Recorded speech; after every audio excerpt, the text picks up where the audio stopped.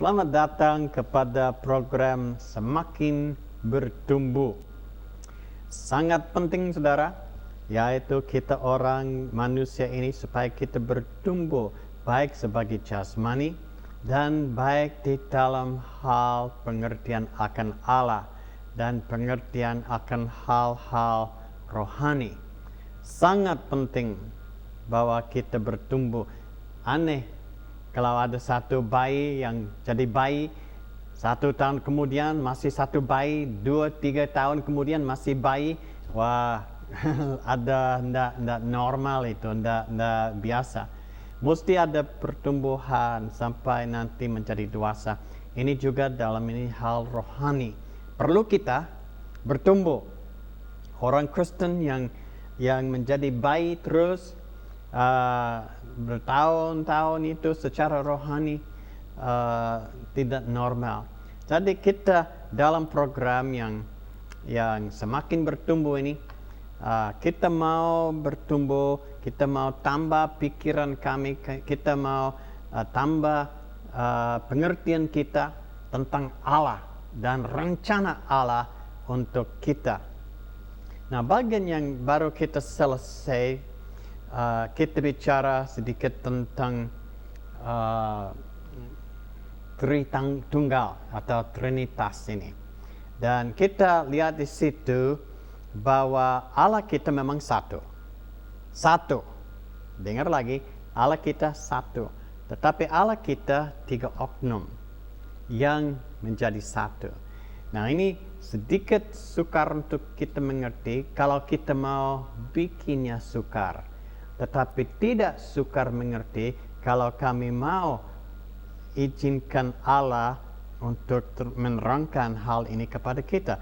Nah, dalam firman Allah dikatakan kepada kita beberapa ayat itu tentang Allah yang Tritunggal. Dan mereka yang 3 oknum ini, Bapa dengan Anak dan Roh, mereka bertiga beda. Dan tetapi mereka bekerja seperti satu. Nah, yang jadi satu pertanyaan buat kita yaitu bagaimana 3 identitas ini yang berbeda dalam Tritunggal dapat menjadi satu? Bagaimana yang 3 oknum ini boleh bilang dalam Tritunggal ini dapat menjadi satu? Kita mau baca dalam Alkitab satu ayat yang kita bisa ketemu dalam Injil Yohanes pasal 11. Injil Yohanes pasal 17. Injil Yohanes pasal 17 ayat yang 11. Yang bunyi demikian ya. Ayat yang 11. Dan aku tidak ada lagi di dalam dunia, tetapi mereka masih ada di dalam dunia. Dan aku datang kepadamu, ya Bapa yang kudus, peliharalah mereka dalam namamu, yaitu namamu yang telah engkau berikan kepadaku, supaya mereka menjadi satu sama seperti kita. Nah, kita baru tanya bagaimana ini bisa menjadi 3. Seperti Yesus ini merasa satu dengan Bapa di surga. Karena apa yang Yesus kerjakan, Bapa di surga kerjakan juga. Jadi satu, bukan 2. Kalau Yesus kerjakan sesuatu dan Allah kerjakan sesuatu yang lain, Bapa kerjakan sesuatu yang lain, memang beda 2. Tetapi kalau dua-duanya kerjakan yang sama, berarti satu. Nah, itu yang maksud Tuhan. Dan dia berdoa kepada Bapa di surga dan dia minta supaya saudara dan saya insaf dan sadar bahwa kami dapat menjadi satu dengan Allah. Oh, ini heran. Manusia yang daging dan darah ini dapat menjadi satu dengan Allah. Nah, bukan bahwa Allah turun dan menjadi seperti kita dan teman kita, tetapi kita dalam roh bisa menjadi satu dengan Allah. Dan Dengan demikian, kita menjadi satu walaupun beda. Nah, ini mungkin satu misteri, tetapi tidak juga bisa kita terima asal kita mau pikirkan secara logik. Kalau kita mau pikirkan secara logik, Tritunggal ini bisa kita terima. Nah, datang satu pertanyaan lagi buat kita.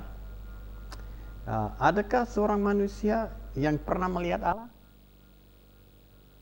Saya tanya saudara. Pernahkah? Pernah saudara melihat Allah dengan mata ini? Tidak ada seorang manusia. Tidak ada seorang manusia yang pernah lihat Allah. Mari kita baca dalam Injil Yohanes pasal 1 ayat yang 18 ini kali. Tadi waktu ayat 17. Injil Yohanes pasal 1 ayat yang 18. Yang bunyi demikian. Tidak seorang pun yang pernah melihat Allah. Tidak seorang pun yang pernah melihat Allah. Itu termasuk saudara dan saya. Itu termasuk Abraham. Itu termasuk manusia yang dari abad ke abad ini. Tidak pernah ada manusia yang melihat dia. Nah, ada yang melihat sesuatu yang menyatakan atau nampakkan bahwa Allah ada. Seandainya yang seperti kita lihat, seperti kita bilang batu karang. Di dalam Keluaran pasal 13, Keluaran pasal 13 ayat 22, kita bisa baca. Mari kita baca Keluaran pasal 13 ayat yang 22 ya. Keluaran pasal 13. Sorry, saya mesti carinya, ada di sini. 13 ayat yang ke-22 yang bunyi demikian. Dengan tidak beralih, tiang awan itu tetap ada pada siang hari dan tiang api pada waktu malam di depan bangsa itu. Nah, waktu Bani Israel itu dipimpin keluar dari tanah Mesir, mereka jalan di padang belantara. Mereka dipimpin oleh Allah. Bukan mereka dibiarkan saja untuk cari jalan, tetapi mereka dipimpin oleh Allah. Dan Allah nyata sebagai pemimpin kepada mereka di dalam bentuknya, yaitu kalau kita baca tadi, pada siang hari satu batang awan. Kalau awan itu pindah, mereka tahu bahwa Allah menuju kemari. Kalau malam, tidak bisa kelihatan awan, dia menampak dirinya seperti satu tiang api. Jadi, boleh bilang lihat Allah, tetapi sebenarnya bukan Allah, tetapi sesuatu yang nampaknya seperti dia, yang menggambarkannya. Dan ada lagi yang contoh-contoh yang kami bisa berikan kepada saudara, tetapi ya seperti malaikat. Pernah ada orang yang melihat malaikat? Saya pribadi belum. Mungkin di antara saudara yang melihat program ini pernah lihat seorang malaikat. Tidak heran, ada banyak kali malaikat Tuhan nampakkan dirinya kepada manusia. Itu satu gambaran tentang Allah. Nah, lalu kita mau teruskan dengan satu pertanyaan. Kita kembali kepada pertanyaan yang berikutnya, yaitu apa nama Allah dalam Perjanjian Lama? Nah, kita tahu bahwa Alkitab kita dalam dua bagian, Perjanjian Lama dan Perjanjian Baru. Dan kalau di dalam Perjanjian Lama, nama Allah yaitu Yehova. Nah, artinya perkataan Yehova itu was aku adalah aku. aku adalah aku. Itu yang namanya Allah dalam perjanjian lama. Dan kita bisa dapatkan itu di dalam Keluaran pasal 3 ayat 13 dan 14. Mari kita baca Keluaran pasal 3 ayat 13 dan 14 yang bunyi demikian. Lalu Musa berkata kepada Allah, tetapi apabila aku mendapatkan orang Israel dan berkata kepada mereka, Allah nenek moyangmu telah mengutus aku kepadamu, dan mereka bertanya kepadaku, bagaimana tentang namanya Allah ini? Apakah yang harus kujawab kepada mereka? Firman Allah kepada Musa, aku adalah aku. Lagi firman-Nya, beginilah kau katakan kepada orang Israel itu, akulah aku telah mengutus. Artinya yang namanya Allah, Yehova dalam perjanjian lama, yaitu aku ada. Dan aku adalah aku. Sedikit susah nih, tetapi it's satu oknum yang tidak ada awal dan tidak ada akhirnya. Perkataan Yehova ini dalam bahasa Ibrani itu satu yang artinya dari kata Yehova, yaitu aku adalah aku. Tidak lain, bukan yang ilahi atau apa, tetapi aku ada. Itu yang artinya. Nah, dari mana ini kata Yehova berasal? Well, kira-kira tahun 1520, beberapa abad yang lalu, ada orang yang menerjemahkan Alkitab, dan memang dalam bahasa Ibrani it's YHWH, tetapi dia tambah yang EOA, artinya Yehova. Tetapi artinya sama. Artinya aku adalah aku. Nah, itu di dalam perjanjian lama. Kemudian kita mau pikir bagaimana Yesus disebutkan Tuhan. Bagaimana Yesus? Nah, ingat, kita bicara tentang Allah ini. Bagaimana Yesus mendapat sebutan Tuhan? Yesus Kristus sebenarnya, meskipun dia adalah Allah, tidak menuntut dan mempertahankan segala haknya sebagai Allah. Tetapi ia meninggalkan kebesarannya, kuasanya, dan kemuliaannya, merendahkan dirinya dan menjelma menjadi manusia. Dia menjadi seorang hamba. Artinya dia dijelma, Allah dijelma untuk dilahirkan sebagai bayi, namanya Yesus.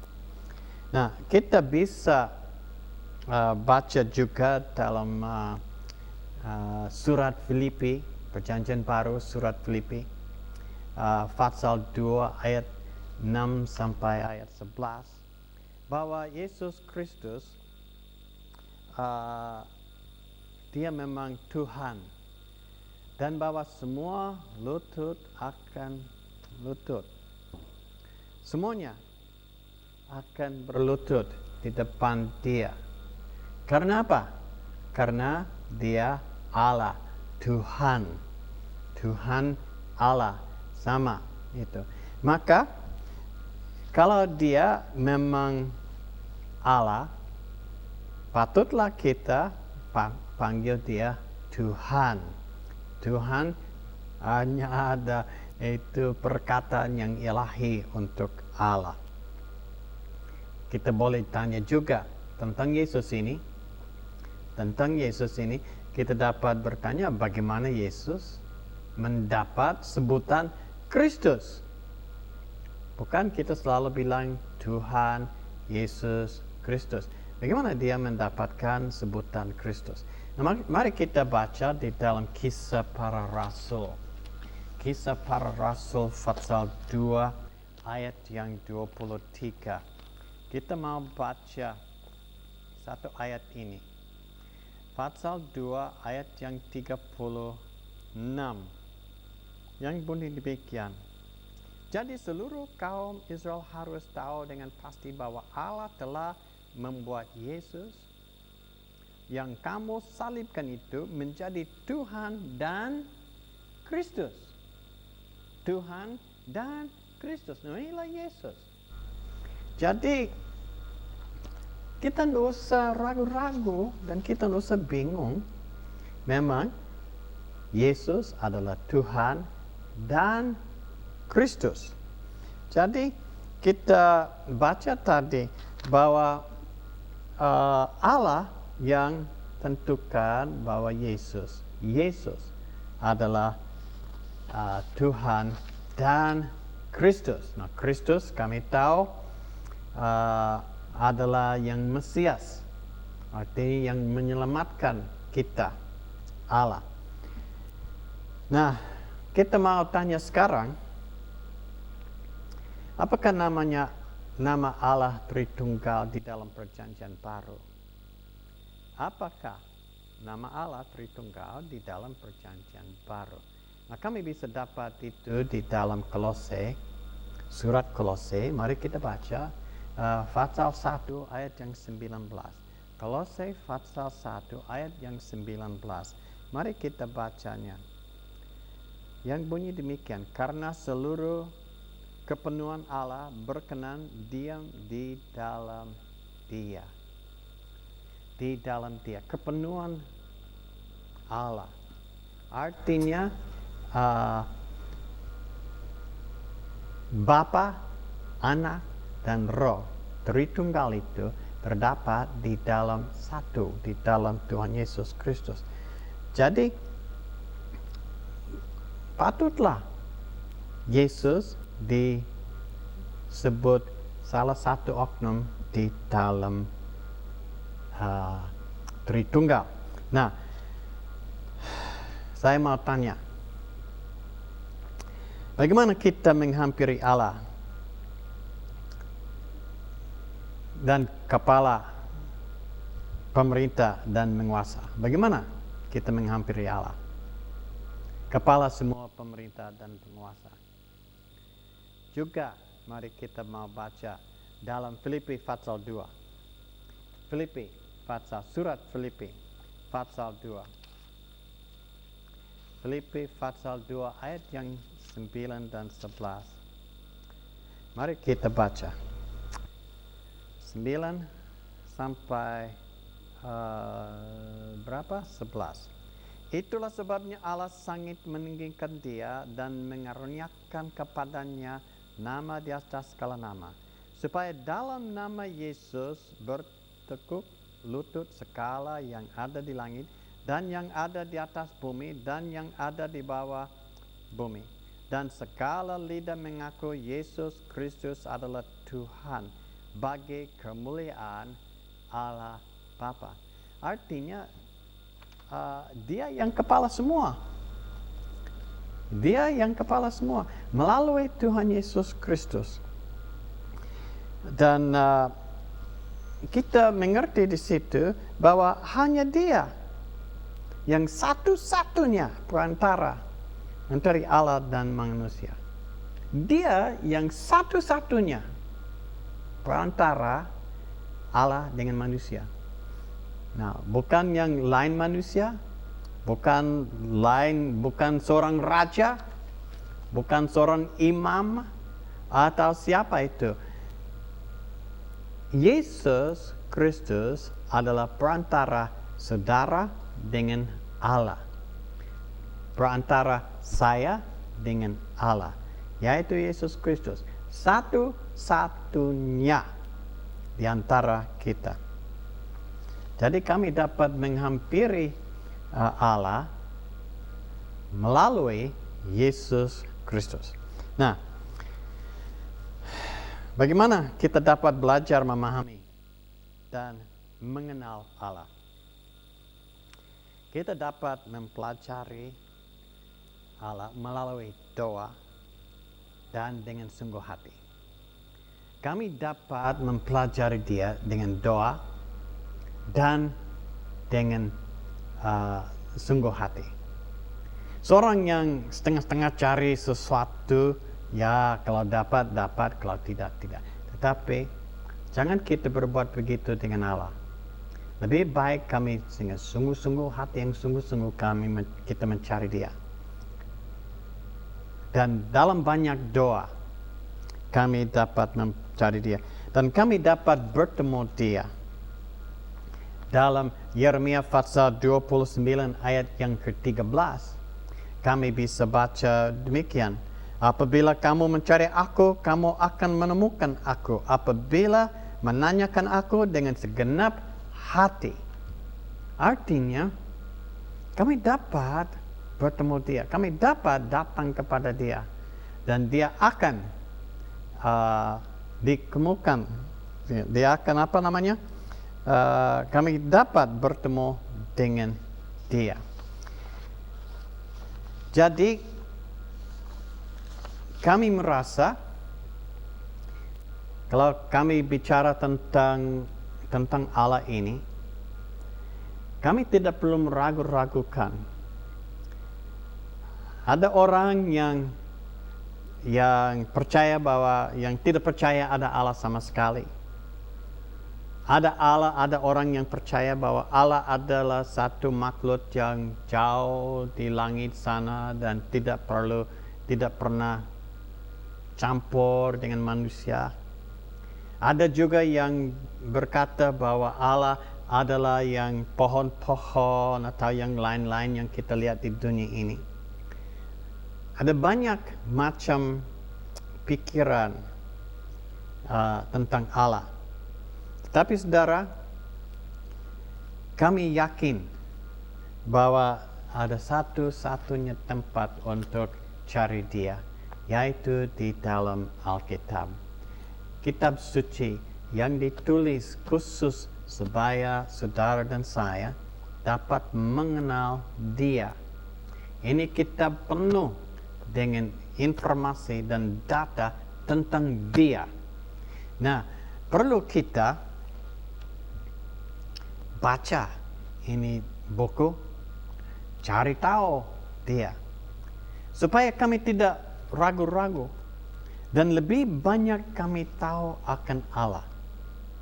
Lebih saudara mengenal akan Allah, mengenal Allah, lebih baik hidupmu, lebih makmur, lebih sejahtera hidupmu. Orang yang mau cari Allah, berarti dia mau dengar-dengaran kepada Allah. Dia mau ikut apa yang Allah perintahkan, apa yang Allah sudah tentukan. Orang mau ikut itu, dia akan berbahagia. Dia akan hidup dalam kesejahteraan yang lebih daripada yang biasa. Kami semua kenal akan orang yang selalu marah, yang selalu tidak ada teman-teman, sendirian, galak, tidak senang. Dia hidup dan selalu bikin susah lain orang. Kami semua ada kenalan seperti itu. Tetapi itu berarti bahwa orang itu tidak kenal akan Allah. Dan orang itu tidak dekat, tidak mengenal Allah. Sebab seorang yang mengenal Allah, dia tidak akan berbuat begitu. Dia tidak akan hidup seperti itu. Seorang yang mengenal Allah akan turut apa yang Allah sudah perintahkan dan apa yang Allah yang sudah tentukan. Dan kalau kita turut apa yang Allah sudah tentukan, baik sekali. Sebab dia Allah, dia lebih tahu dari kita. Dia lebih mengerti dari kita. Maka kalau kita turut Dia, pasti kita akan makmur. Sebab Allah tidak gelisah. Allah tidak bikin susah. Dia tidak bikin susah dirinya. Dia memang hidup dalam glory. Dia hidup dalam glory. Lebih lagi dari sejahtera, lebih lagi dari makmur. Dia hidup dalam glory. Nah, kalau kita turut seperti dia, pasti kita akan hidup dalam glory juga. Maka cukup penting bagi kita untuk mengenal Allah, dan patutlah dalam semakin bertumbuh ini kita ambil beberapa session ini, beberapa bagian ini untuk mengenal akan dia, supaya saudara dapat hidup dengan tenang, dan supaya saudara dapat membimbing keluargamu, istrimu, suamimu, dan anakmu, dan temanmu lagi untuk mengenal Allah, supaya nanti suasana hidupmu makmur dan baik dan tenang. Seorang yang mengenal Allah, dia hidup di dalam ketenangan, sebab dia tidak berseteru dengan Allah. Kalau Allah bilang A, kita ikut A. Kalau Allah bilang B, kita ikut B. Sepertinya satu contoh. Kalau manusia kita biasa, kalau orang pukul kita, kami mau pukul kembali. Itu yang memang yang dia pukul kita, kita jadi marah dan mau pukul kembali. Nah, Allah bilang, oh jangan begitu. Allah bilang kalau orang pukul you, just senyum terus, just senyum saja. Dan sakit itu akan lenyap, dan senyum terus. Dan tidak akan rasa sakit kalau you ikut seperti Allah. Jadi kita perlu mengenal dia. Dan kami akan bertemu dia di dalam Alkitab, di dalam kitab suci ini. Kami akan bertemu dia. Dan sampai sekarang di dalam dunia ini, orang yang jaya, orang yang terkenal, orang yang terkaya di dalam dunia ini adalah orang yang kenal akan Tuhan Allah. Yang kenal akan Tuhan Allah lebih terkenal daripada orang-orang yang biasa yang tidak percaya akan Allah. Maka saudara, di dalam ini kita punya program semakin bertumbuh ini. Mari supaya kita sungguh-sungguh ikut yang pelajaran ini, supaya kami dapat mengenal dia dari baik dan dari dekat. Semoga Tuhan memberkati sampai kami berjumpa lagi.